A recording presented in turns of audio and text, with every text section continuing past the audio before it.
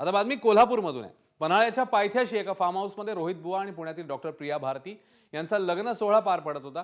मंगलाष्टक संपली, वधूवरांनी एकमेकांना वरमालाही घातली आणि त्याच वेळी स्टेजवर असलेली एक महिला चक्कर येऊन पडली। तेव्हा डॉक्टर असलेल्या नववधूने तात्काळ धाव घेत महिलेवर उपचार केले।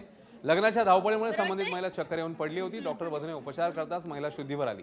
या घटनेचा व्हिडिओ सध्या सोशल मीडियावर चांगलाच व्हायरल होतोय। डॉक्टर वधूच्या कार्य तत्परतेबाबत तिच्यावर कौतुकाचा वर्षाव होतो।